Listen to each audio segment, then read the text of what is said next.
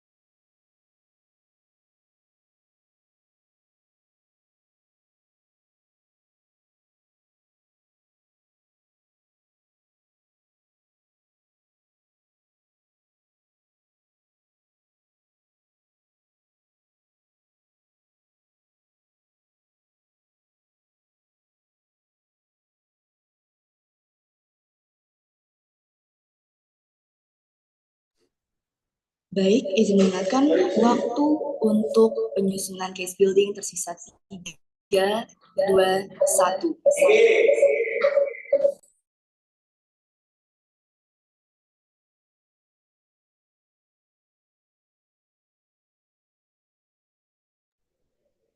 Kepada peserta yang telah selesai menyusun draft case building, diharapkan untuk segera mengumpulkan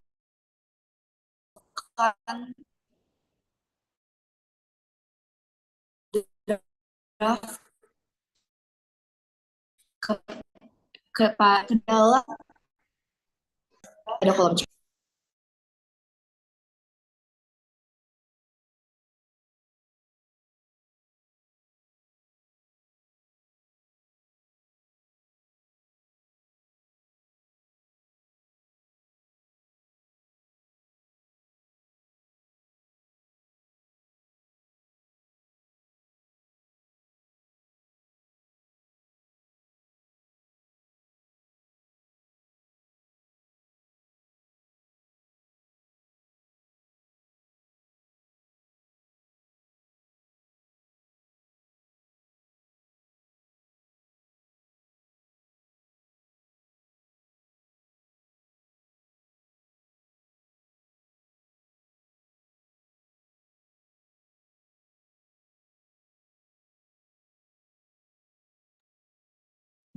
Maaf Kak, sebelumnya ini dikirimnya kemana ya Kak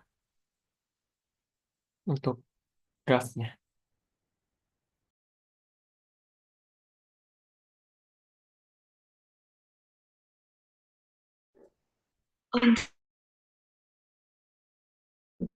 Dikirimkan melalui kolom chat.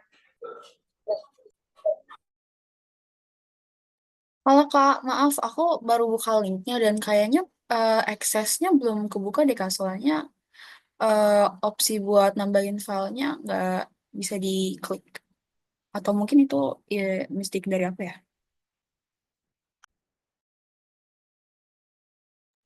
Baik, terima kasih atas informasinya, akan segera kami tangani.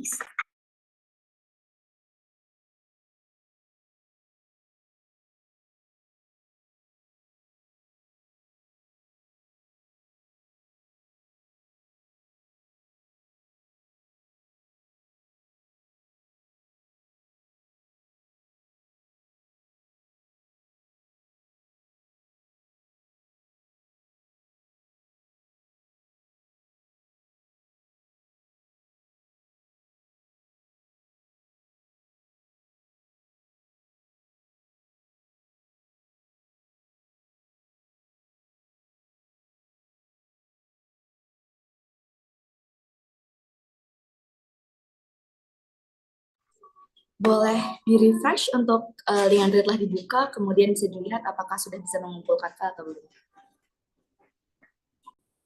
Baik, sudah bisa Kak, terima kasih. Baik, terima kasih kembali.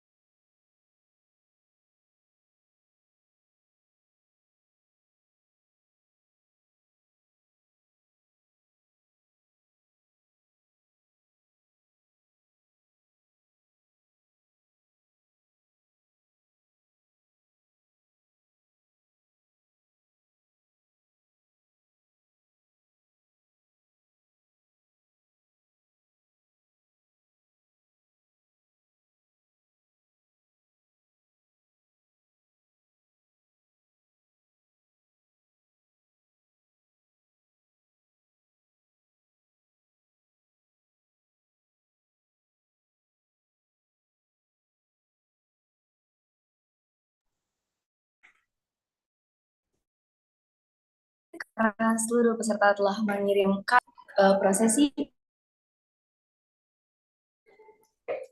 lomba dapat dimulai dari sekarang.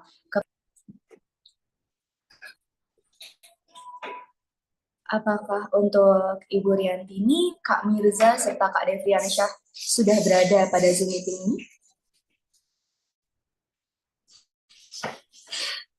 Oke, sudah. Baik.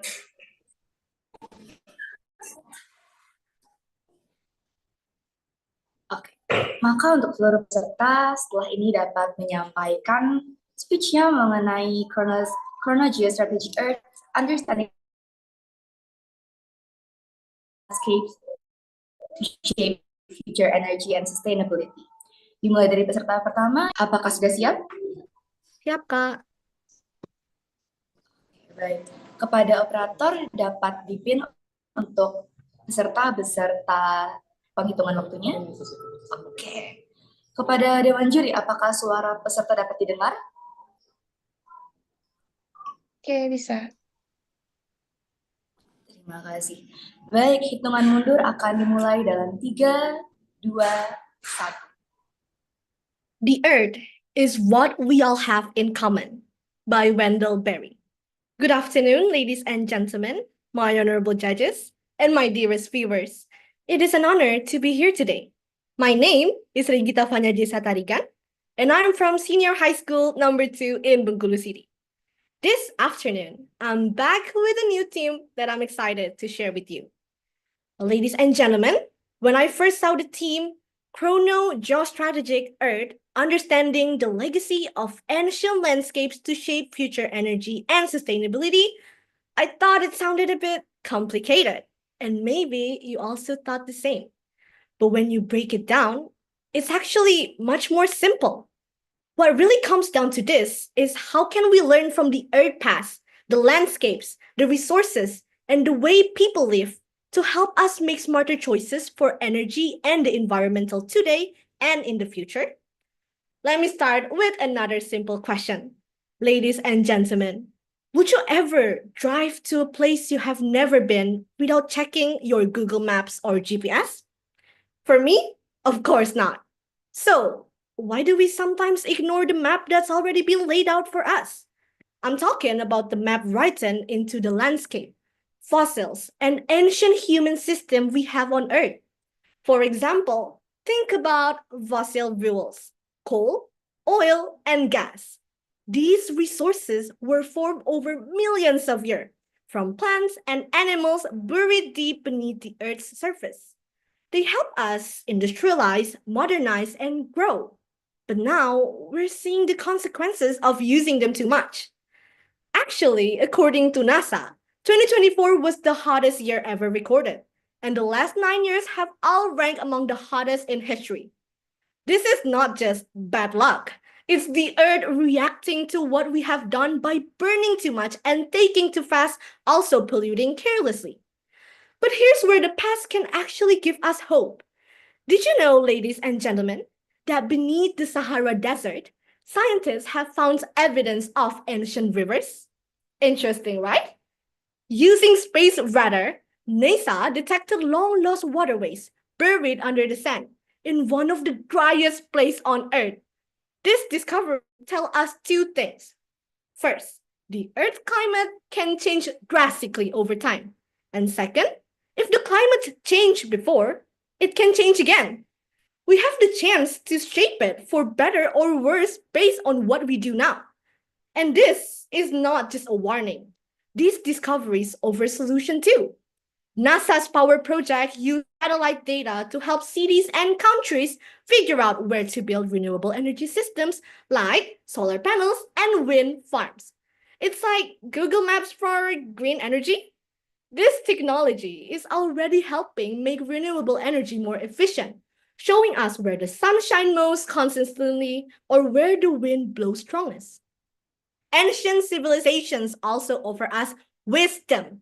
In Morocco, for example, communities once built underground water channels called kataras to bring water from distant sources into dry area. These systems were sustainable and designed with a deep understanding of the land. Today, Thanks to satellite images, scientists can still trace this ancient water system. We are not learning just from nature, but from people who live in harmony with it. One of the most exciting examples of combining ancient knowledge with modern technology is also NASA again, research into space-based solar power. This involves collecting sunlight in space and sending it back to Earth as clean and renewable energy. It may sound futuristic, but it's already being developed. This is what happens when we don't just focus on new ideas, but also look back and learn from what came before. Now, the real problem we face is not just climate change or energy shortage. The bigger issue that we still treat Earth like it will keep giving forever. But it won't, ladies and gentlemen. Our fossil fuels are running out and our weather is becoming more extreme. And the damage we're doing today does not disappear tomorrow. We're at a point where we can afford to keep ignoring the Earth's warning signs. The question is, are we finally ready to listen? The good news is, ladies and gentlemen, we can actually change the course. We have the tools, we have the knowledge, both ancient and modern. What we need now is action. It starts with education, asking questions and pushing for cleaner energy in our school, home, and communities. Small steps again, ladies and gentlemen, small steps like saving electricity, using public transport, or simply learning about energy can make a huge difference. If we each do something, we're not just learning from the past, we are protecting the future. So let's just not talk about the Earth's legacy. Let's become a part of it. The generation that look back, learn wisely, and move forward with purpose. That is all from me. My name is Regita Tarigan. Have a great day.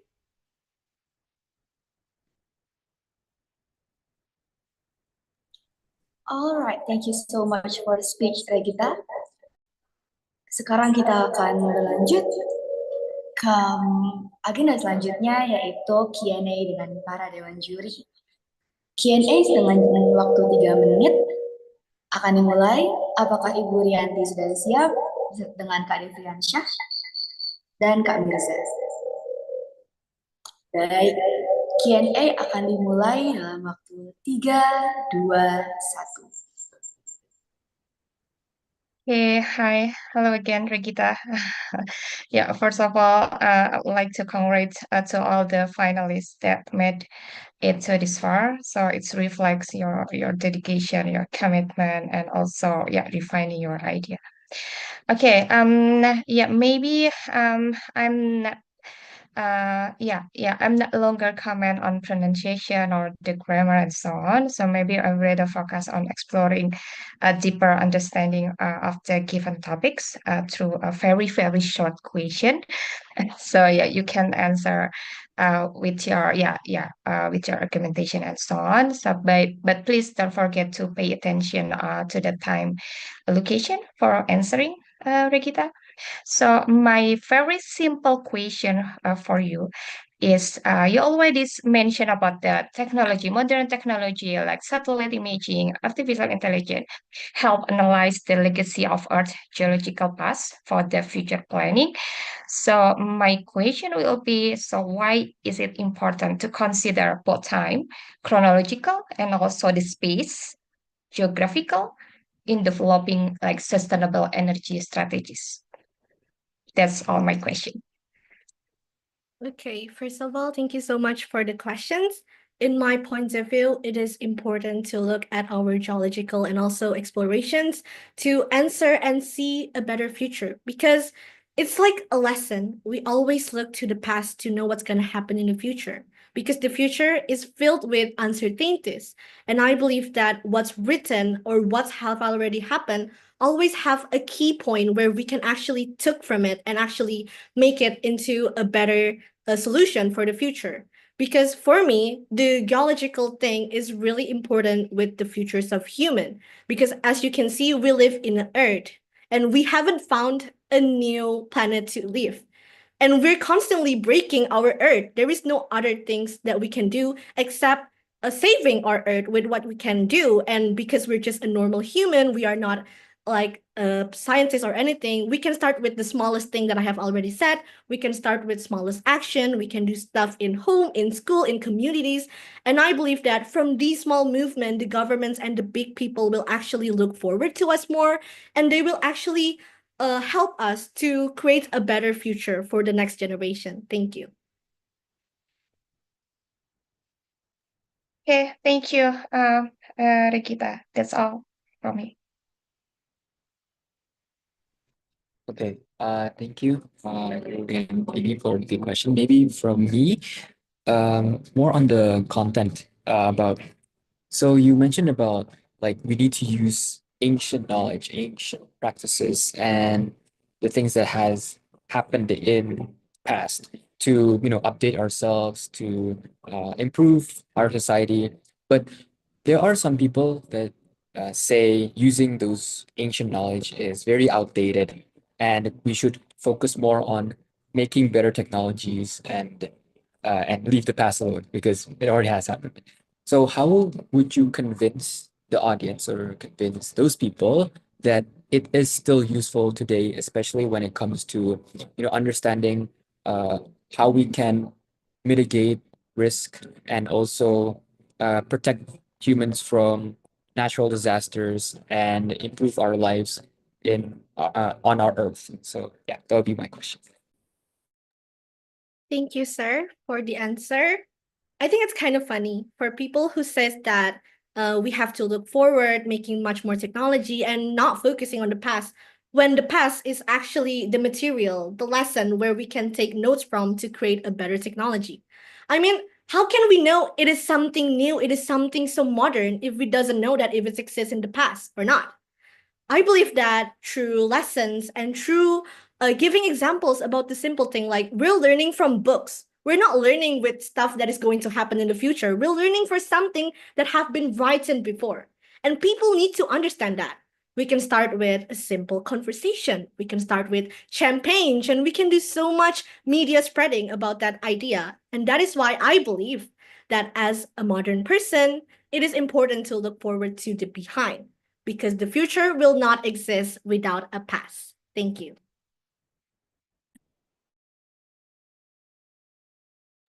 Okay, thank you for the question. Now, Mirza, do you have any question? Okay, I'd like to congratulate to all the finalists to have made it this far. I also like to ask you a question, Regita. In your speech, you mentioned small steps like saving electricity, using public transport, simply learning about energy can make huge difference. This actually correlates with my field of study, environmental engineering, and more often than not, we meet people who ask us like our role would be such minuscule against the pollution of the industrialists, against the manufacturing industries and whatnot. And they just felt like giving up, like, why do I need to do such small steps? What if you're in a position to convince them that the statements that you said before, that the small steps can make a big difference? How would you convince them? Okay, thank you so much, sir, for the questions. How am I going to convince them? It's simple. Ask them to reflect on their life. I mean, we can see it from lots of things that's happening into our life right now, like banjir in Jakarta. It's so simple. Like every time we throw trash into a stack of pile, it's just messy. It's ruining our earth. And I know that deep insides of their mind, they know what they done. They know the effects of what they did. So how am I going to convince them? First, I'm going to look at their environmental. Of course, they will live in a city where there is a problem with the environment. There is no city in Indonesia that have no environmental problem.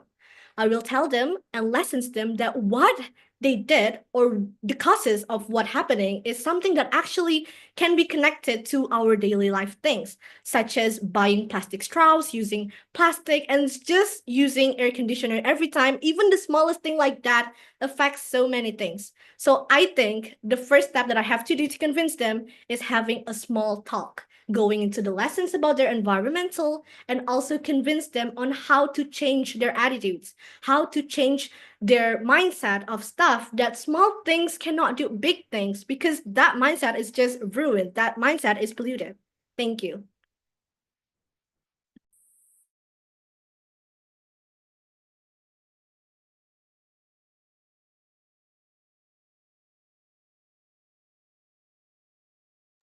Maaf kepada Kak Mirza, tadi ketika berbicara mic-nya belum dibuka.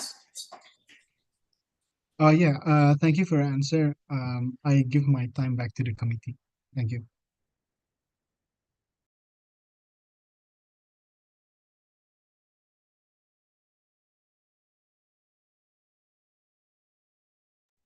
Alright, thank you so much for your speech, Regita. What an outstanding Q&As and arguments. Sebelum melanjutkan ke peserta selanjutnya, aku izin mengingatkan dan menghimbau kepada peserta untuk tetap memperhatikan setiap peserta lainnya yang sedang tampil untuk menghadapkan wajah ke kamera, karena sesi untuk mencari argumen dan searching sudah selesai di 30 menit yang tadi. Alright, untuk peserta kedua yaitu Medina Afranursyahla, apakah sudah siap? Before I start, apakah suara saya sudah terdengar jelas ya? Soalnya tadi mic saya habis baterai. Oke, bisa terdengar Medina? Apakah Dewan Juri bisa mendengar suara Medina? Ya, loud and clear. Bisa. Baik. Your time will start in 3, 2, 1. The time is yours. Wait. We drive to school, to work, to the grocery store. Some of us ride motorbikes, others take buses, or even fly across the country. Cars rush through the streets, motorcycles crowd the roads, airplanes cross continents in hours, trucks carry good, foods, and even fuel itself. But have we ever stopped to ask, what power all of this movement? The answer is a petroleum. Every day, the world consumes over 90 million barrels of oil. That's more than 14 billion liters every single day. It powers our cars, fuels our transportations, and moves almost everything we buy, eat, or wear. From the food on our table to the clothes we wear, oil plays a role behind the scenes. We've become so deeply dependent on it, so much that it feels impossible to live without it. But here's the problem. Petroleum is not infinite. It takes millions of years to form. And at the rate we're using it, we're burning through a precious resource much faster than it can ever be replaced. Good afternoon, dear honorable judges and my fellow audience. Today, I, Medina Afranursyahla, will invite you to take a closer look. What exactly is a petroleum? Why is it important? And how is it formed? And most importantly, what should we as humans do about it? Petroleum, also known as crude oil, is a naturally occurring, flammable liquid found beneath the Earth's surface. It is primarily composed of hydrocarbons, organic compounds made of hydrogen and carbon atoms, and can also contain sulfur, nitrogen, oxygen, and trace metals. Petroleum is formed through a natural process that takes millions of years. It begins with the accumulation of organic materials, such as zooplankton and algae, that settle on the sea floor. Over time, layers of sediment bury these organic materials, and with increasing pressure and temperature, they transform into a waxy substance known as kerogen. As burial continues, the kerogen undergoes further transformation into liquid and gaseous hydrocarbons through a process called catagenesis. These hydrocarbons migrate through porous rock and become trapped beneath impermeable layers, forming what we know as oil reservoirs. Ladies and gentlemen, the formation of petroleum alone takes so long, yet we are currently facing an urgent crisis. Petroleum is not merely a source of energy, it is the cornerstone of modern civilization. Its pervasive presence in our daily lives underscores its critical importance. So how did we humans can adapt to this crisis? The first solution is to use public transportation. Currently, petroleum fuels the majority of cars on the road. But if we could reduce our reliance on private vehicles, public transportation could be a key solution. By making public transportation more accessible and efficient, we can reduce pollution, cut down on traffic congestion, and make urban areas more livable. Second, switch to renewable fuels, like those made from waste products or plants like cassava. Currently, many fuels like gasoline and diesel are derived from petroleum, but we can replace these with biofuels that come from organic matter. For example, waste-to-energy technology is already in use in countries like Sweden, where garbage is converted into electricity and heat. We could further develop this technology to create biofuels from organic waste, such as food scraps or agricultural byproducts. Additionally, crops like cassava, which grow quickly and in various climates, can be used to create ethanol, a renewable alternative to gasoline. By using waste and renewable crops, we can create sustainable fuel sources that don't rely on petroleum, reducing our environmental impact and providing a cleaner alternative to fossil fuels. Finally, electric vehicles, or EVs, offer another crucial solution. Electric cars run on electricity rather than gasoline or diesel, making them one of the most promising alternatives to petroleum-powered vehicles. As battery technology advances, electric vehicles are becoming more affordable, efficient, and practical.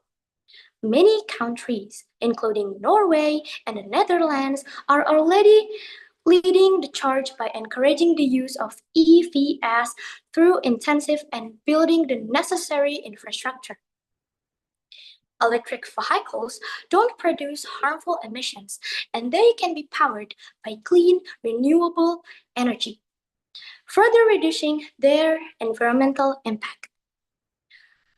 With the growing demand for electric cars and the continued improvement of technology, the transition away from petroleum-powered vehicles is not only feasible but increasingly essential for a sustainable future.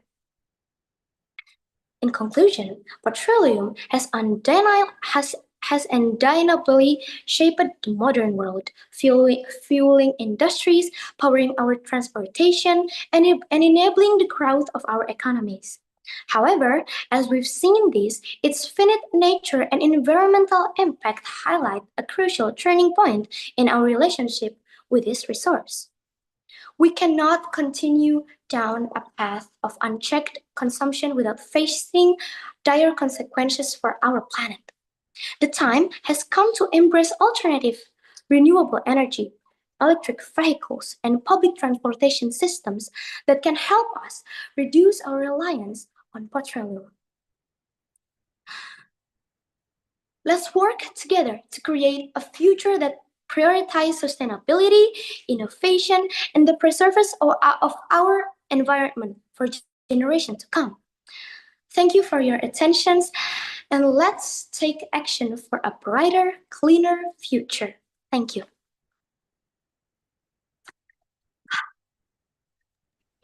Thank you so much for your speech, Medina. Sekarang kita akan move on ke sesi Q&A bersama dengan Dewan Juri. Okay, hi, Medina. Okay, so I get your voice a little bit different. from the previous one. So it's like, yeah, but thank you already. You put attention what the judges comment from the first stage session, that you have to talk more, not too fast and deliver the topics.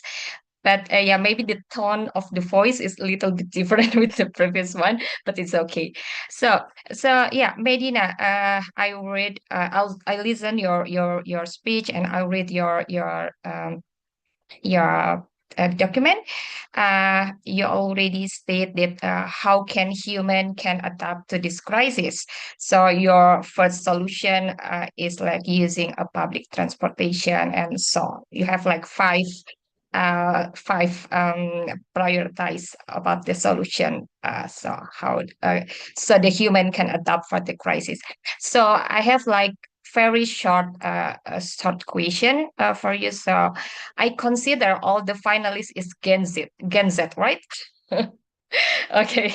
So yeah, what role can Gen Z play in bridging science communication and also public awareness on topic like fossil fuel dependence and also sustainable alternatives? So please answer this question as a Gen Z. So please, Medina. First of all, I want to thank the durable honorable judges for giving me these important chances to pass on final round. I was really, really grateful for that. And for my voices, in my prelimination and my semifinal, I use a microphone, but my microphone is low on battery, so I don't use that anymore. So okay, for answering the question by the honorable judges, first of all, as Gen Z, we of course have social media, right? Like Instagram, Twitter, TikTok, WhatsApp, and so many. And coincidentally, my followers is above 1K, so it will be such a chance to promote these matters in my social media as Instagram story. Like I would yeah, I would promote this crisis in my Instagram story or WhatsApp or through extracurricular activity in my school, that this is a real crisis, that we cannot took a blind eye to it. Yeah, so basically using a social media is my answer. Thank you. Okay, thank you, Medina. And not worried about your voice. It's nothing wrong with your voice, but the tone is a little bit changed. Okay, that's all for me. Thank you. Back to you, the MC.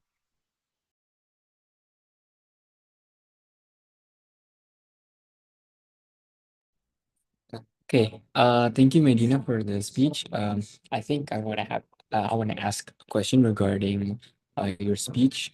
So you mentioned in your speech many of solutions such as like waste to energy, and then using public transportation and others.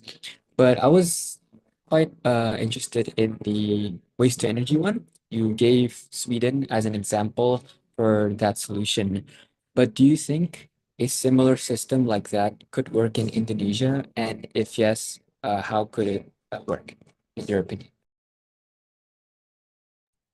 Thank you so much for the question. Okay, so there's nothing impossible in this world. So Indonesia is recently, okay, first of all, in Indonesia itself has a lot of people that can outsmart everyone in the world. Like everyone is so potentially can be recognized this crisis. So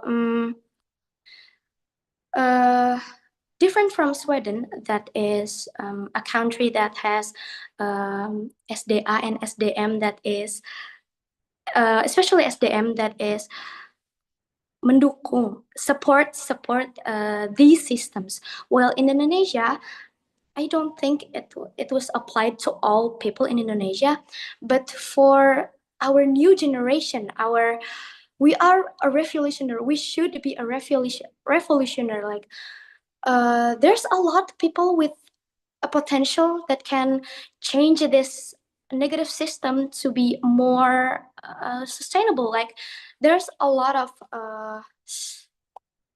lomba-lomba that can be followed by these students. Like there is fiksi, there is opsi.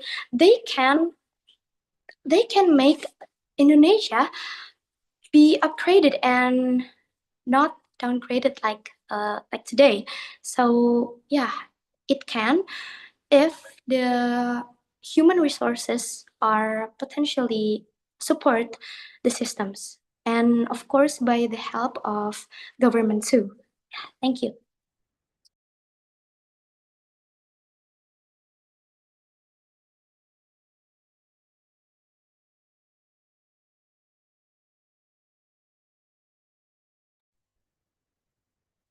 Okay, so maybe it's my turn next.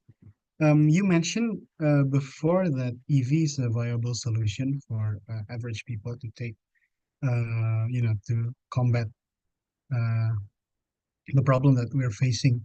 However, there are often passing remarks from environmentalists that perhaps using EV is not a very good option because the pollution from nickel mining and electric generation from PLTU itself can cancel out the emission reduction from the car they replace. So, what are your opinion on this? And do you think it's still a viable solution?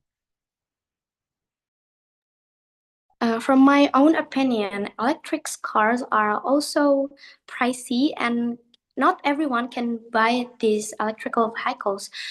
But people with high economic capability can help this country to face this crisis from at least with people with high economy can help. And yeah, for me myself, I cannot purchase these electric vehicles electric vehicles directly, but in the future I hope that I can buy it itself so that I can help the reduce of petroleum as the bahan bakar utama from the vehicles itself. And then again, from my own opinion, these cars vehicle can help much too, because the jumlah itself, it's not much, so it can help to reduce the density in roads. Like if people from petroleum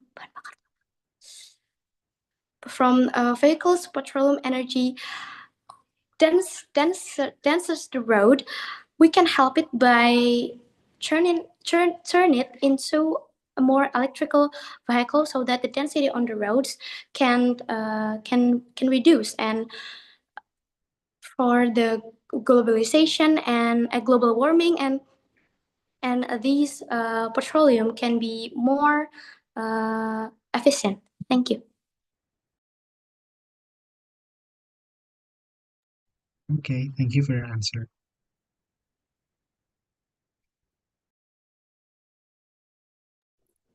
Okay, such an interesting arguments and Q&A from Medina and the judges. Now we can move on to the next contestant, and that's gonna be Nobel Rakagani Satriatama. Are you ready, Nobel? Oh, sorry, Kak. I thought I was the fourth. Yeah, it should be Oh, Agata, okay. maybe. Agata. I think Yeah. there's a mistake. I'm so sorry. The next Sorry. contestant would be Agata Vanessa Andrindisi, right? Yes, that's correct, Kak. All right. Are you ready, Agata? Yes. Apakah suara saya terdengar? Yes, I can hear you. Can the judges hear you? Can the judges confirm you can hear Agata? Yeah. All right. Your time will start in 3, 2, 1. The time is yours, Agata.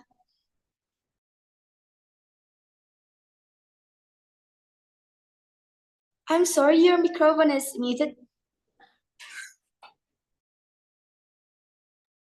Sorry. Okay.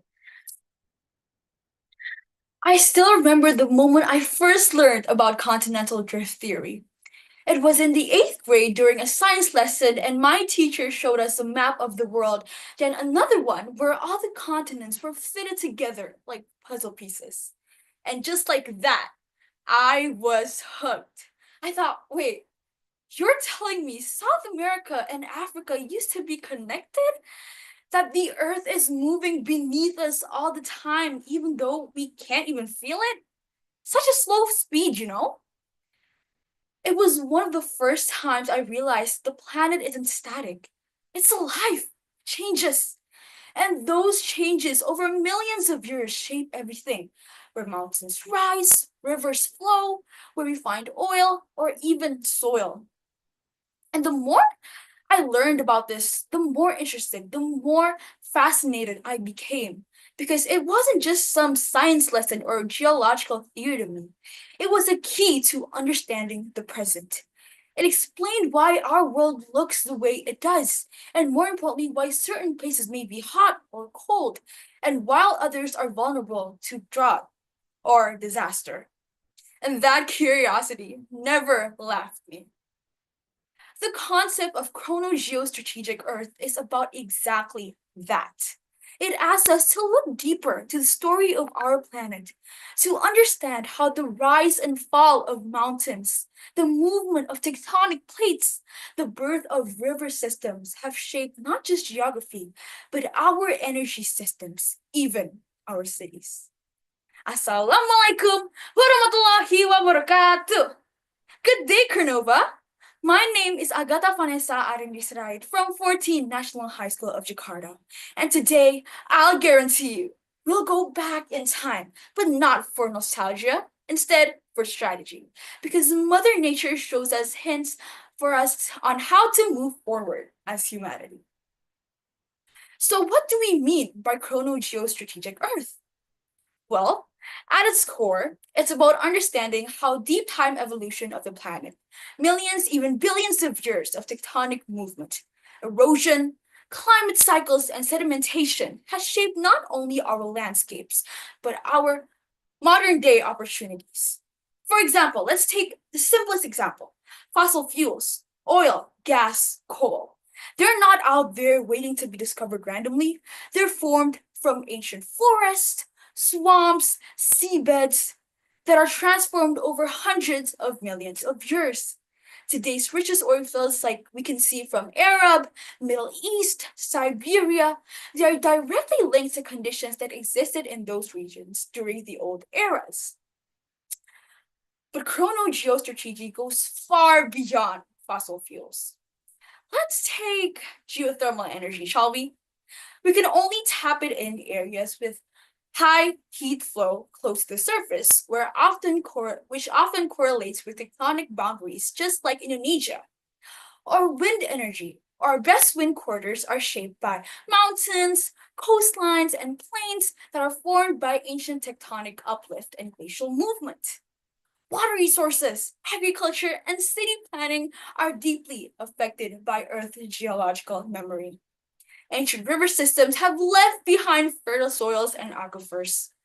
And fault lines, those invisible cracks in the Earth's crust, those often determine where earthquakes might strike. So in short, if we want to build a sustainable future, we need to respect the past, not just culturally, but geologically.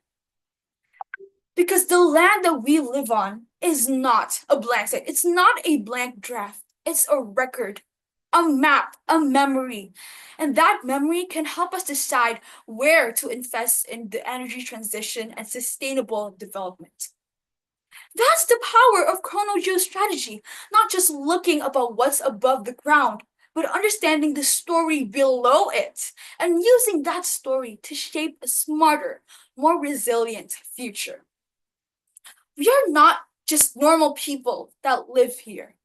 We're inheritors of its ancient memories. Just like when your dead relatives give you a special item, you need to know how the history was created. We need to know better about our Earth. And stop planning blindly. Don't treat it like a blank state. Connect the history of it, connect the puzzle pieces from A to B and B to C. Sustainable future means we need to think strategically. Earth has been writing itself before humans did, so let's make sure we don't write the final chapter in its book. The past isn't behind us, it's beneath us. So we need to align with Earth, and we have a chance to build a future that lasts, not only a future that feels good.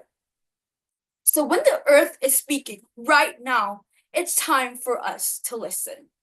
My name is Agata Vanessa, and thank you for your time and attention. Wonderful speech, Agata. Now we can move on to the next session, which is the Q&A with the judges. Are you ready, judges? All right. Yeah. Okay, hi, Agata. Okay, so let me say this first. I know you are all nervous, but don't let the pressure get to you too much. Just use it as this like a learning experience, okay? I'm just worried. Don't push your heart too much, okay? Okay. Agata, you mentioned earlier that yeah, sustainable future means we need to think strategically, right? So Earth has been writing itself before humans did, and let's make sure we don't write the final chapter in its book. So that's your statement before. So this is very beautiful. This statement very beautifully capture the urgency and also responsibility we have as steward of the planet. So my question is what the meaning of the thinking strategically, and also in what way can we ensure that our action today contribute to writing a hopeful chapter in Earth's story rather than its final one? That's all my question. Okay, first of all, I would like to thank Judge Riantini for the question. Actually, I think this is a great question because some people don't really know what strategic means. But I'm going to clarify it by I think that strategic means basically in dictionaries sometimes. I think that strategically means that it has a plan or a long-term purpose, especially to achieve good. And it involves making, of course, smart decisions and smart solutions by considering future consequences and priority lists and advantages. Why I think that most humans on Earth don't think strategically is because sometimes we only think about short-term solutions, such as, when we run out of space to build homes, we cut down trees. When we don't have any places to throw our trash anymore, we throw it in rivers, oceans, but that causes long-term damage. Of course, it contributes to global warming and also climate change, and that's why I emphasized on my speech to think more strategically and how to treat the Earth better. And if I could recall, your second question is about how we can ensure that we are contributing to this planet, is of course by fact checking our actions one by one and making sure that it doesn't do any damage or minimize the damage that we do to our Earth. So we need to reflect on our actions and also think about how it contributes. Thank you. Okay, thank you, Agata.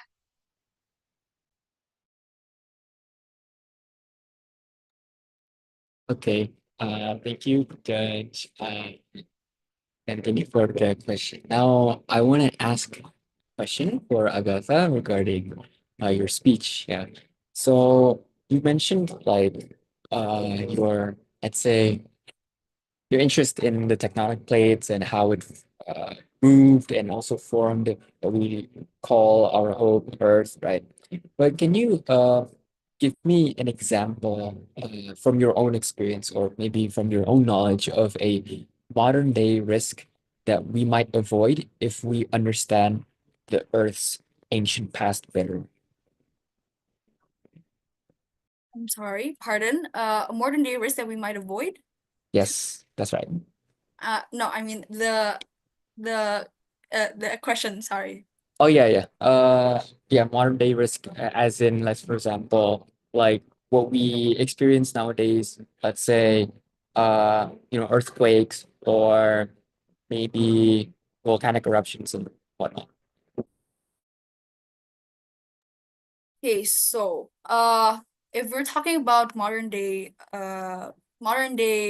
risks that we might avoid, I think I know one example that might support this. I think it's called I've ever learned about it. It's called the Nubian Sandstone Aquifer System, or the NSAS. So it's basically the world's largest fossil aquifers, like stretching beneath Libya, Egypt, if I'm not mistaken, Sudan, and Chad.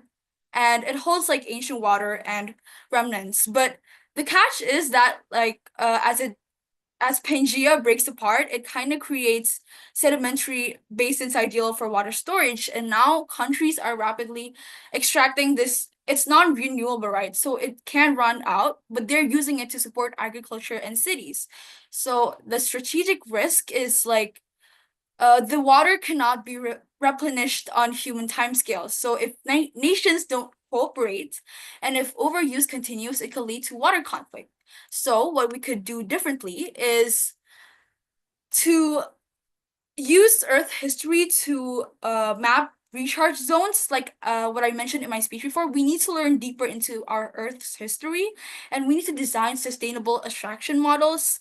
And also we need to invest in alternative water sources like desalination before the fossil water runs out. So in short, basically Pangea break like it without a chrono geostrategic mindset, we risk turning those gifts that we receive into kind of like ticking time bombs. That's my answer. Thank you.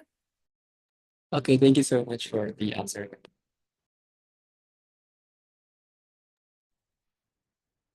Okay. First, I'd like to congratulate you to making to the finals. Perhaps I'll just get straight to the question. Based on your, let's just base it on your opinion, yeah. From the speech that you've delivered before, how can do you think geoscientists work alongside with say with policymakers to integrate the deep time Earth knowledge into future energy decisions? Pardon me. I think the mic was a bit small in volume. You mind repeating the question? I'm sorry. Okay. How do you think can geoscientists work alongside policymaker to integrate the knowledge into future energy decisions?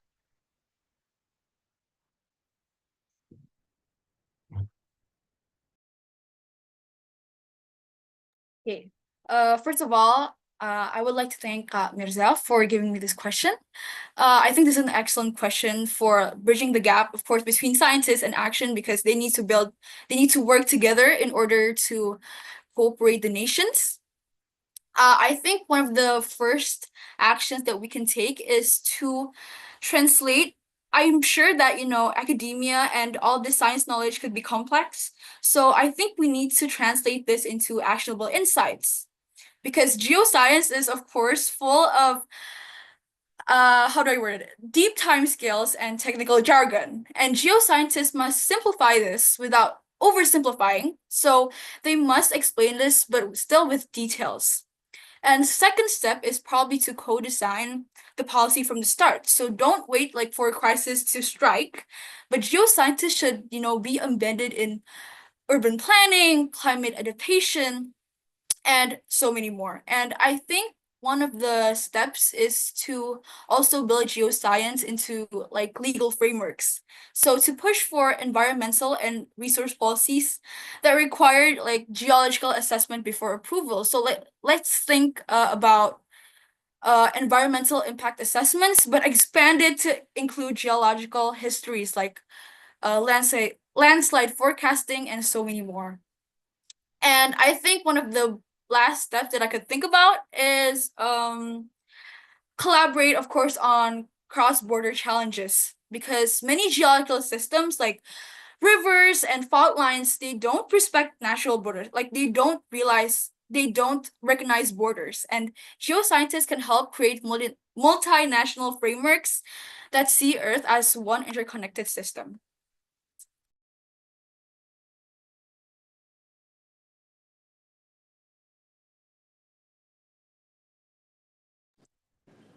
All right. Okay, thank you for your answer. Thank you, Agata, and thank you, dear judges, for such an interesting Q&A session. Now we're gonna move on to the next contestant, which is Noel Rakagani Satriyatama. Are you ready, Noel? Yes, I'm ready. Is my voice audible? Yes, I can hear you, Noel. Can the judges hear Noel? Yeah, sure. Good. All right. Your time will start in 3, 2, 1. The time is yours, Noel. Let's see. Oh, what is that? Oh, sorry. I was looking at my history book. Right there. Yep. It is something that is super interesting as how we evolved throughout many years, many decades, or even many years, centuries ago. Well, it is always so amazing to think about how back then they need to do everything traditionally to go on top. But by taking many process to do so, I can't believe that they actually managed to create something much more beautiful than what I can make under maybe like 3 months. But now, I know that we are in the future. We are currently in the present. But why should we forget about our past, right? Then you know that we are able to work our way with the help of our past. Because without our past, we are nothing. By combining our new knowledge as well as the old legacy that we already have, it is also helping us understand more about what will come in the future. Thus, history acts as our key to the future. Assalamualaikum warahmatullahi wabarakatuh. Hello and good day, honorable judges, as well as my dearest friend. I am so happy that we can meet each other again to discuss this issue, especially how important the past is to our future. Because whenever we are planning for our future, we would always need to think about the past first. From decades or even centuries ago, many population at that time have to find a way to somewhat modernize themselves in their own way with their limited knowledge as well as technology. Yes, at that time, they don't have anything. They don't have AI, they don't have fossil fuels, they don't even have our books right now because they are the one who is creating it. That's right. They need to find a way to survive their landscape, and up until now, they actually survived. From many landscapes that we have seen throughout our travel, it is something that has been made to the past. And I know you might be asking, Nobel, how can they do that? Well, obviously, as a human being, they have their own instinct. They know what they need and they know why they need it. Therefore, they learn from their surroundings, seeing how the world works, as well as learning from the example. What example do you mean, Nobel? Well, maybe they learn from the animal, or maybe they learn from the nature, and so much more. They set their mindset on how they perceive their landscape. It is not only as a habitat, but it is as a living system for them to figure out on their own. Because with their high curiosity and the respect for their nature, they observe, modificate, and renew their work to make something that is much more sustainable for them. And that is only from the past history book that I have even learned. But let's go back in time. I bet you guys want to know more about how long does the years have gone. Well, I have a time machine right here, which is our knowledge. That's right. I want you to come with me to explore the time of when one of the civilians that we know actually creates a great landscape, which is called the Inca civilian. They create this beautiful Andean terrace. Did you know what Andean terrace is? But I will tell you later. It was one of the most remarkable engineering landscape of the ancient time. The Andean terrace is located in Peru, nearing with Bolivia, Ecuador, and as well as Chile. It is a shape of a stone wall where there are many steps like platforms. It is actually designed to purely focus on the improvement of our agriculture in the high altitude environment, since the terrace is actually located in a high altitude space. And where in that flat land, erosion it is such a high risk. There are many erosion or maybe even many earthquakes that could happen. But from the Andean terrace itself, they learn many functions as well as the soil conservation, which also help reduce the erosion near the terrace, or the water management with many design-like steps that actually directs many water from the rain to what they want them to go, as well as conserving it. But not only that, it is also a retail for much more water to last much more longer. That's right. As well as it is for a temperature control.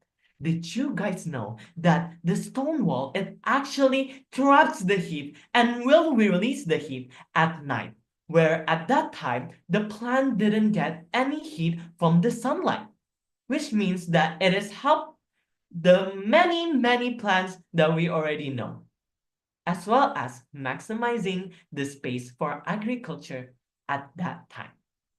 But it is not only that. There are many examples of this, which is also talking about the Roman infrastructure and many urban planning that we have learned throughout each year. But from here, we can't just ignore it. We just need to learn from it.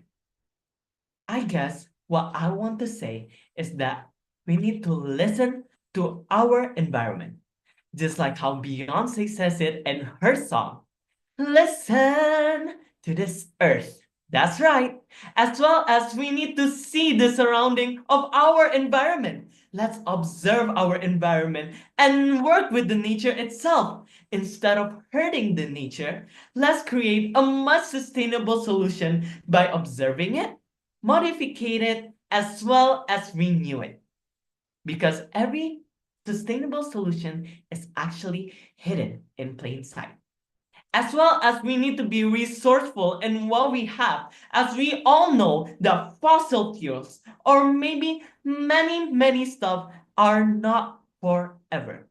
Therefore, we need to be resourceful on what we use it for.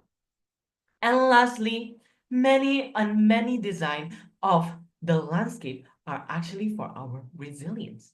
If we listen, the past will speak to us, not to romanticize the history, but to guide our innovation with humility as well as wisdom.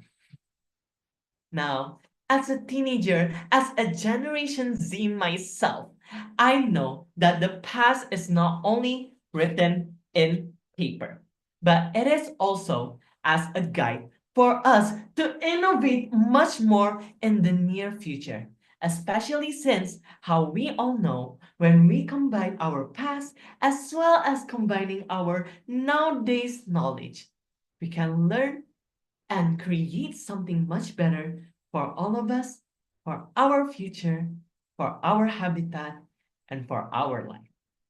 That is it. Thank you all for listening. My name is Nobera Kaganisa Triatama, and I believe that past is not only in pages, but it is our living. Thank you. Wassalamualaikum warahmatullahi wabarakatuh. Waalaikumsalam warahmatullahi wabarakatuh. Thank you so much for a very enjoyable speech session, Noel. Now we can move on to the next session, which is the Q&A with the judges. The time is yours.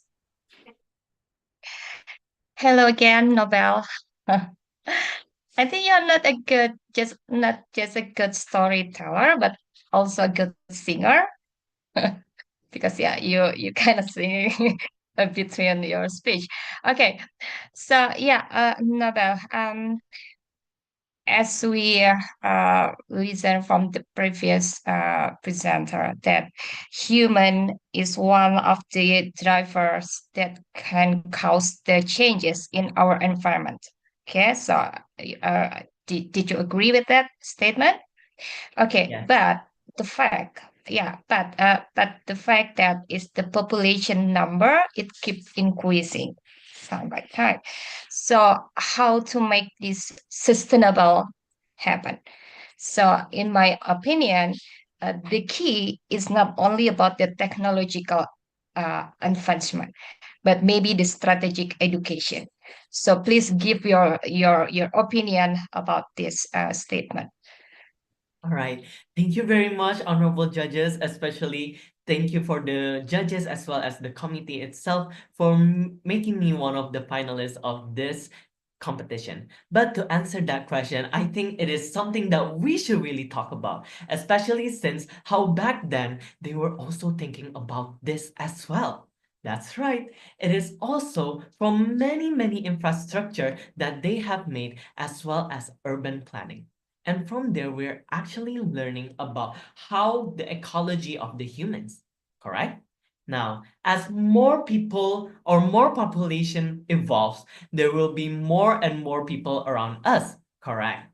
But that doesn't mean that we can't stop our action on it, especially since we can learn from many of the past, especially of the urban planning, we can learn about how maybe there are some people that can be reallocated to the high altitude place, or maybe there even is some solution, maybe creating a much more sustainable living by not only talking about the past, but also combining it with our future, which is talking about how we can implement more on the study, which is about ecology, right?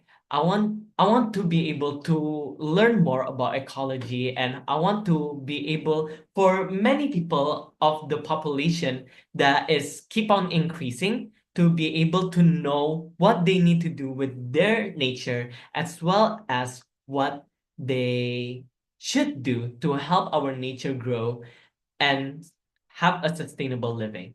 So by teaching it in school and so much more. Thank you. Okay, thank you for the answer. Okay. Thank you, Noel, for the speech again.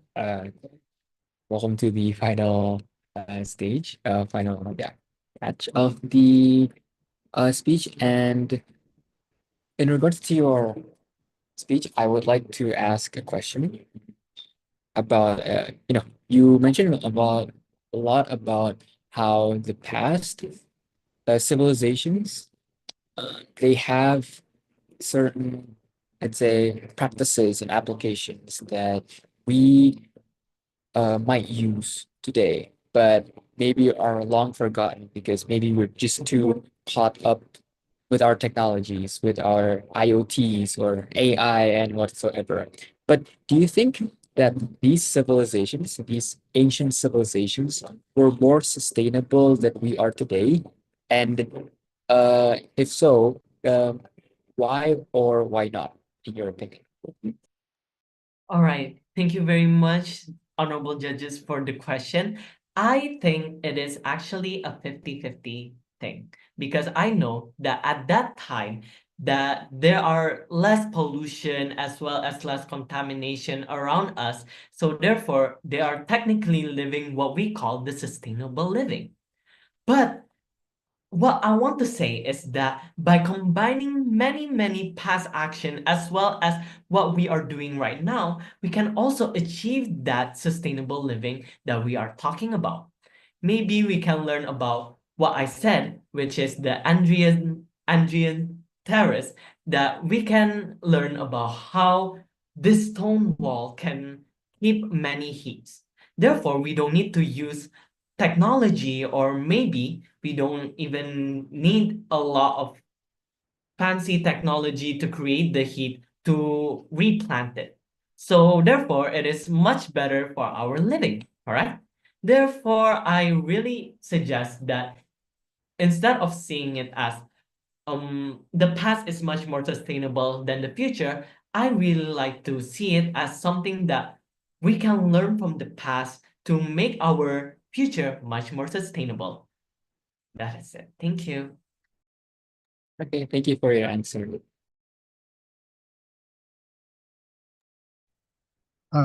Okay, Nobel, first of all, again, I'd like to congratulate you on making to the final stage. Big effort, of course. I can see that you up the ante from your jokes on the semifinal, that you introduced a new entertaining way to deliver your speech, yeah, with a singing session. Yeah, we the juries believe that it's quite entertaining. Uh, yeah, however, for the question, I think Def and I we got into the same topic that we want to ask yet, because the question that I wanted to ask you is actually quite relatable with what Deb asked. I want to know, in your opinion, what role do cultural and historical interpretations of the land play in shaping sustainable energy policies? Oh, I'm very sorry. Can the judge maybe repeat that question? Okay, in your opinion, what role do cultural and historical interpretation of the land play in shaping sustainable energy policies? All right. Thank you very much, Honorable Judge, for that question. Well, I see this as one of my opinion as well, that through many historical as well as cultural stuff that we see on our history book, it is actually helping us to know more about our Earth, especially since at that time, they don't really have many technology, and they really focus more on their Earth itself, as well as what one of the solution that I talk about, it is listening to our Earth, correct? So I want to be able to say that from the cultural as well as the environment can also help us to create something a much more sustainable living from learning from it, especially since from the example that I gave, which is the Andreas Terrence, it is also talking about how it is much more sustainable for not using many technology in it, just like what I just said, which is the stone wall where it traps heat. It is going to release the heat at night. It is not going to create more technology, but it is actually using the natural form as well as the cultural heritage from Peru itself about how to keep their plants growing at night. Therefore, maximizing the space for agriculture itself. And as well as from many paths that we have learned, we are also learning about how to be resourceful in what we have right now. Therefore, creating a much sustainable living for us and for our future ahead of us. Thank you. Thank you for your answer, Nobel. I give the opportunity to the committee. Thank you so much for an interesting discussion from Nobel and the honorable judges. Now we're coming to the last but not least contestant to give the speech, which is Kyla Nisrina Ardia Zahra. Are you there, Kyla? Yes, I'm here, Kak. Okay. I can hear Kyla's voice. Can the judges hear Kyla's voice? Yes, clear. All right. Thank you so much. Are you ready, Kyla? Yes, I'm ready. Your time will start in 3, 2, 1. The time is yours. Have you ever stood on a mountain and breathe, felt the wind whisper stories of a long time before us? Stories not written in books, but carved in stone, buried in sediments, and hidden deep beneath our feet. Today, I invite you to bend down and listen, because the earth remembers. And in that memory lies the key to our future. Long before we drew borders or invented technology, the earth was already writing. It spoke in shifting plates and eroding cliffs, in ancient riverbeds and fossilized forests. And now, in the midst of global energy crisis and an uncertain climate future, we're finally beginning to read its language. When we speak of ancient landscape, we are not simply talking about pretty hills or rock formations. We are talking about legacy, layers upon layers of Earth experience, a record of survival, of extinction, of transformation. And within those layers lies a guidebook, one that can lead us to more sustainable, smarter, and more just choices. Let's take a journey through time, through the desert of the Sahara, once lush green plains, through the mountains of Papua, rich not only in gold but in tectonic memory, through the dried seabeds of the Middle East, which tell the story of ancient oceans that once sustained entire ecosystems. These landscapes are not dead, they are frozen knowledge, and they are more alive than we realize. Understanding this means we don't just see the earth as it is, but as it was, and what it might become. It shifts our mindset from extraction to adaptation, from exploitation to collaboration. We stop asking, what can we take from the earth? And start asking, what has the earth been trying to teach us all along? And the earth has been trying to teach us strategy. Think of geothermal energy, born from the legacy of volcanism and tectonic friction, or the presence of critical minerals in subduction zones. Key to our clean energy future, or even ancient sedimentary basins that, while once exploited for fossil fuels, may now be repurposed for carbon storage. This is Chrono's strategy, reading the past to design the future. But this isn't just a geological conversation. It's geopolitical. Nations that understand their ancient landscape gain more scientific insight. They gain leverage, the power to decide energy path, the wisdom to avoid resources conflicts, the visions to integrate sustainability with sovereignty. Indonesia, for example, sits in the ring of fire. It is both vulnerable and powerful. But if we choose to see this land not just as a risk zone, but as a geointelligent treasure, we unlock new chapters. Geothermal hubs, blue economy system, and regional collaboration based on shared tectonic heritage. And then there's another landscape, one often ignored, the cultural landscape. Because ancient knowledge isn't only buried in rocks, it lives in indigenous memory, in oral history, passed down 4 generations.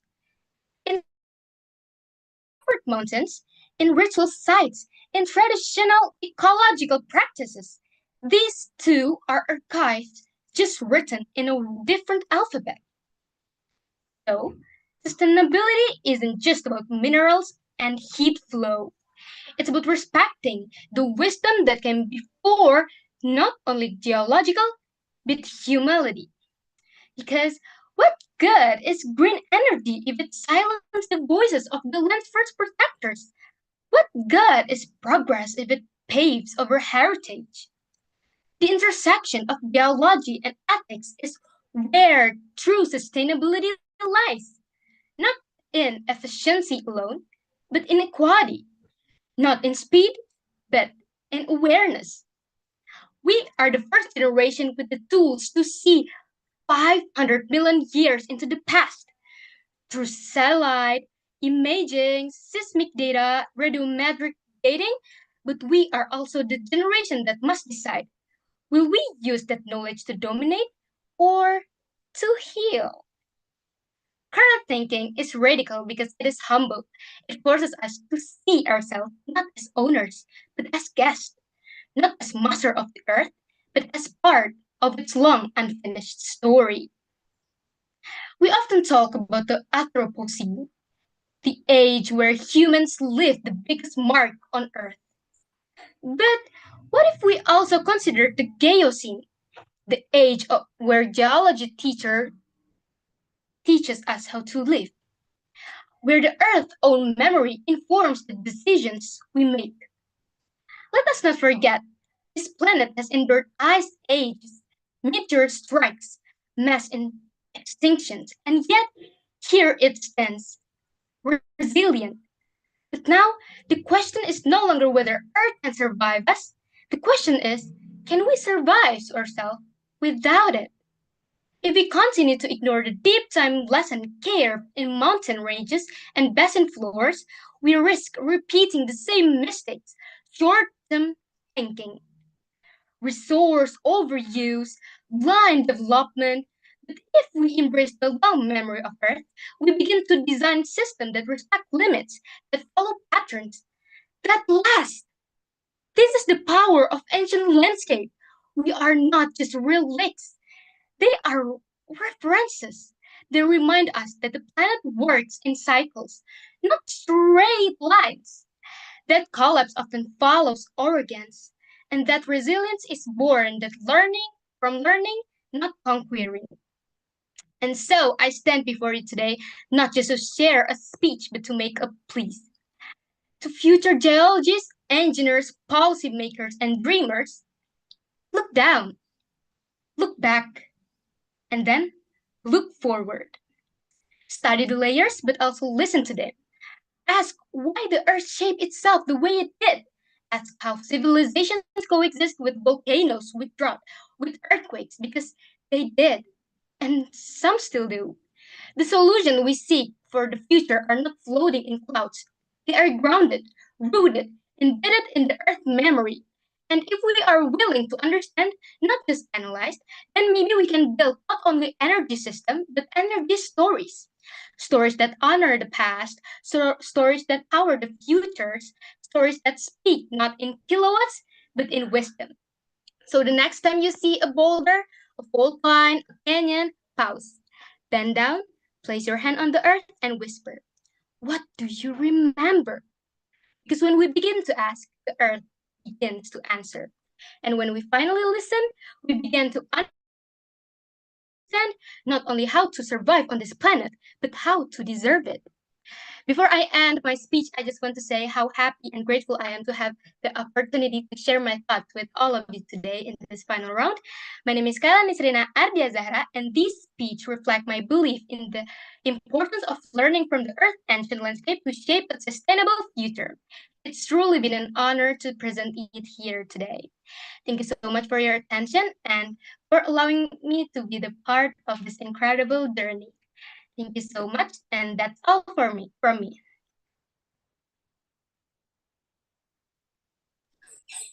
Thank you so much, Kyla, for your wonderful and strong speech. Now we're gonna move on to the next session, which is the Q&A with the honorable judges. You can start your time right now, judges. Thank you. Okay, thank you. Hi, Kyla from Depok, right? Okay, so I love your energy during your speech. Okay, I appreciate that. Yeah, you're talking about the geostrategy and also geopolitics. Okay, so yeah, your statement talking about the nation gain power through geological intelligence. So I want to underline the point where geostrategy and also geopolitics intersect. Okay, so my question is like, how can Indonesia turn its tectonic risk into a long-term geopolitical advantage through sustainable energy development? And maybe through the international cooperation. So yeah, please give your opinion regarding to this statement.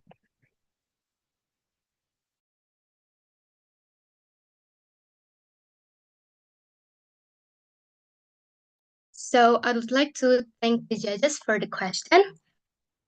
Indonesia's location on the Ring of Fire does make it tectonically vulnerable, but that very risk also gives us access to geothermal energy, critical minerals, and marine biodiversity. If we invest in sustainable energy development, like becoming a regional leader in geothermal technology or blue economy system, we're not just addressing domestic needs, we're creating exportable expertise. Geostrategy becomes geopolitics when we collaborate internationally, sharing technology with Asian neighbors, attracting green investment, and positioning Indonesia as a clean energy hub. This turns tectonic risk into resilience and resilience into influence. In the long run, our geological intelligence could empower us to negotiate not from a place of need, but from a place of strength and innovation.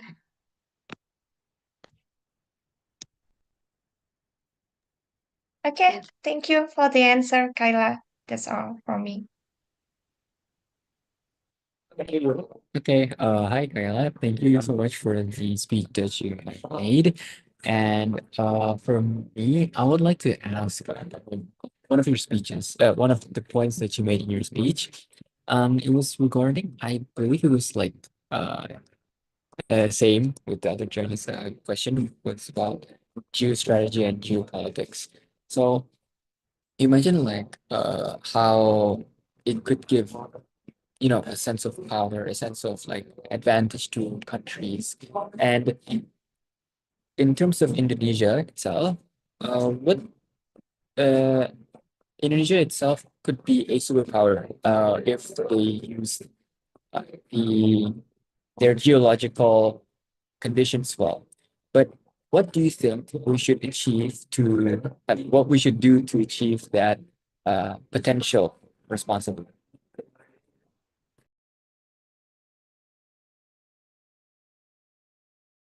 I'm sorry, sir, but I'm not really hear the question. So can you repeat it for me? Okay, sorry. So I was just cut it short. What do you think we should do to achieve uh, the potential of Indonesia being a superpower in, the um, I'd say, landscape and also geothermal situation? Okay. So I truly believe that Indonesia has the geological potential to become a superpower, not in terms of domination, but in leadership. But to achieve that, three things must happen.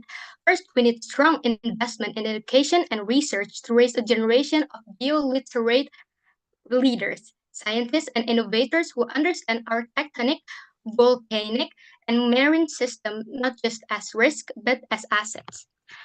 Second, we must build infrastructure and policy that prioritize sustainable over short-term profit. For example, geothermal project must be developed ethically, involving local communities, especially those in indigenous and disaster-prone areas. And third, we need to engage in smart diplomacy and regional cooperation. If we share our expertise, lead climate conversation in Southeast Asia, and become a center for green innovation, we shift our global position from a vulnerable nation to a visionary one.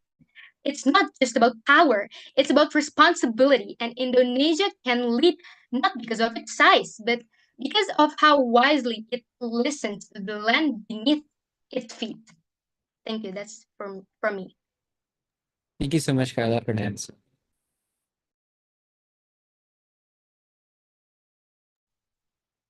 Okay, so maybe the last question from me. I like to say, just like before, I like the philosophy of your speech, the coexistence with Earth,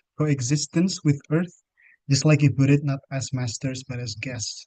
Regarding that statement, how do you think can humility and reverence toward Earth can be translated into practical action in governance or engineering?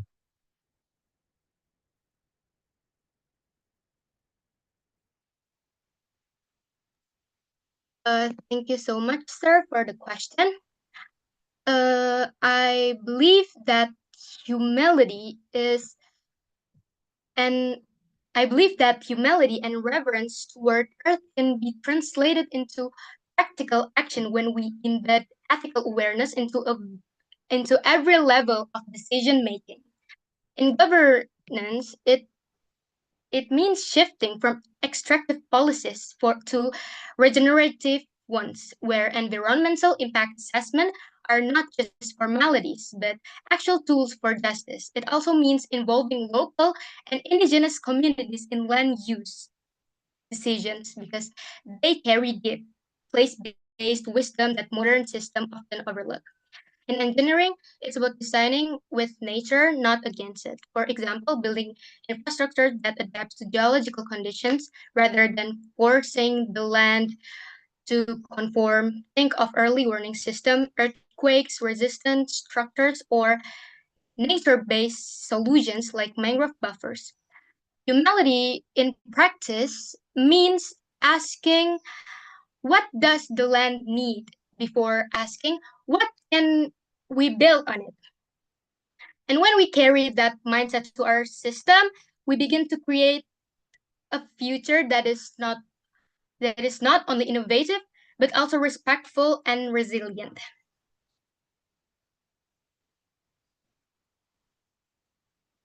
Okay, thank you for your answer. I think that's all from me, and now back to the committee.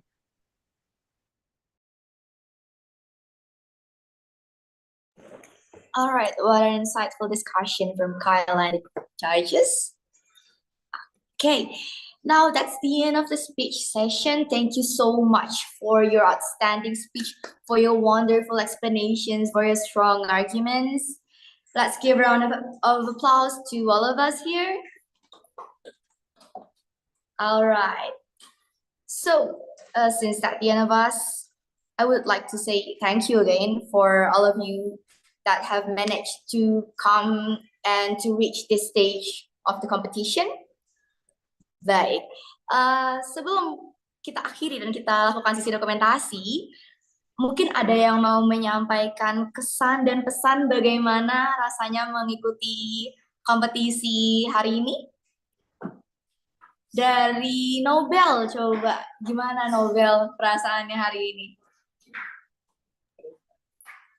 To be honest, I feel very happy that I got the chance to be one of the finalists with all of my 4. Maybe we can be friends. I don't know. Yeah, but I am very glad that I can be able to compete with this outstanding people around me, as well as a great judges in front of my eyes. So yeah, I guess it is a very fun experience. I never believed that I would make it this far, and yeah, I really hope for the best in the future of yeah. Yeah, maybe that's what I think about today's competition. Let's go, OGG. Let's go. Terima kasih banyak Nobel. Dari Kyla ada juga Raisan, ada yang ingin disampaikan Kyla? Dengan senang hati mendengar. Aku hari ini ngerasa seneng banget, kayak today has been such an unforgettable journey. I feel a mix of gratitude, excitement, and a little bit of nerves. But above all, I feel proud being here, sharing my voice and vision, and standing alongside so many passionate individuals. It's a reminder of why I love doing this. Win or lose, I've grown, I've learned, and I've spoken for my heart. That to me is already a victory. So thank you. That's all from me. Terima kasih banyak Kyla. Kemudian kami juga tidak lupa untuk menyampaikan terima kasih sebesar-besarnya kepada Dewan Juri yang sudah menyempatkan waktu dan tenaganya hari ini. Mungkin kami juga ingin mendengar sedikit pesan-pesan dari Dewan Juri, bagaimana rasanya menyimak dan memperhatikan seluruh penampilan dari peserta hari ini. Apakah ada yang ingin menyuarakan pendapatnya mungkin Kepada kakak dan ibu.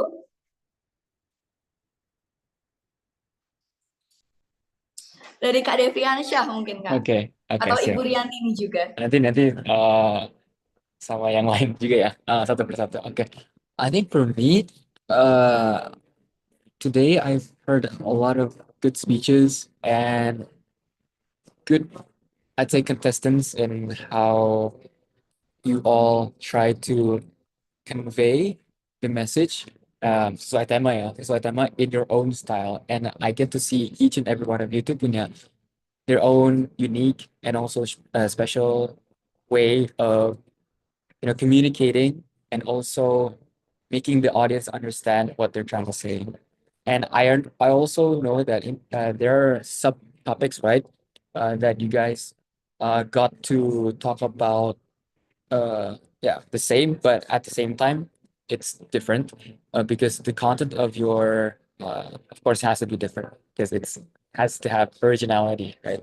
But when I heard of it, I can see how much effort and how much planning you all try to make into your speeches.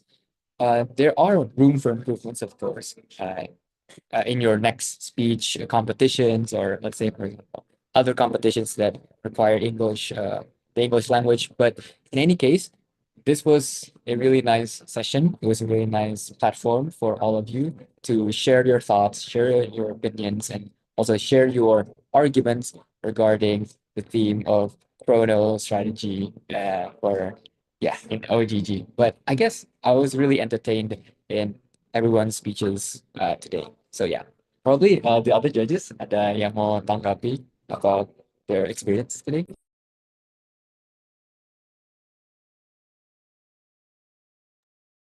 Okay, save Mas Mirza for the last one. Okay, so as a teacher, as a lecturer, so I'm very proud of you. So I'm sure that your teacher or your supervisor is also proud of you. So I just want to add one more statement. So what matter most is the experience, okay? Not just chasing the trophy or not just winning. So yeah, that's my my closing statement. So you don't have to stress out just or push yourself too much. Okay, just feel the experience. Okay, that's my advice. Thank you all. So I'm very proud of you.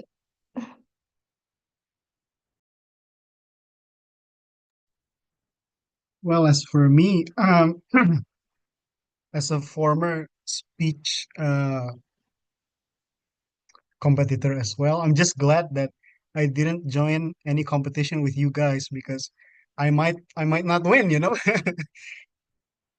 Seeing you guys perform, pouring your heart in your speeches, that's just wow. That's not something that I often see every day, you know.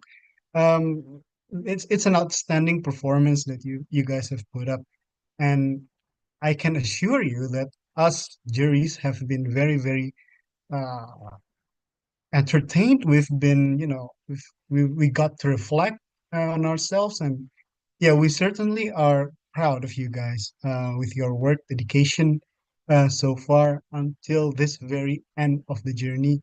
Yeah, me on behalf of the other juries as well, I believe, would like to congratulate you guys on your journey as a person, as a contestant, and to reach the point that you have become today. Um, uh, whether you win or you lose today, it doesn't matter. Uh, I think the best teacher is experience, and today I believe you must have got a lot of it. You must have learned something from it, and that is something that uh, you should cherish. That is something to grow on uh, for your further competitions. So even if you lose, don't lose your passion in English competition, and yeah, stay motivated. That's my message to you all. Good luck.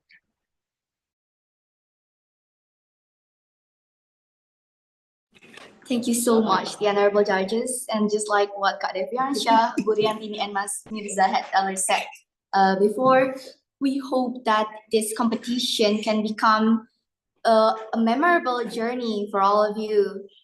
Dan sekali lagi selamat karena sudah sampai ke titik ini. Semoga kalian tetap have fun menjalani semuanya. Setelah ini kita akan melakukan sesi dokumentasi yang akan dipandu oleh operator. Kepada operator dipersilakan. Oke, siap. Mau ya, ini cuma sekali aja. Oke, ready? Gue hitung mundur ya. 1, 2, 3. Oke, sip. Baik, saya terima kasih kepada teman-teman. Setelah ini kami akan melakukan rekap dan juga diskusi mengenai hasil dari perlombaan hari ini. Hasilnya akan bisa teman-teman lihat baik melalui Instagram Olimpiade Geografi dan Geosains maupun melalui website nantinya. Kepada teman-teman dan Dewan Juri dipersilakan untuk meninggalkan ruangan Zoom hari ini. Terima kasih banyak. Thank you guys. Terima kasih. See you. Thank you, everyone.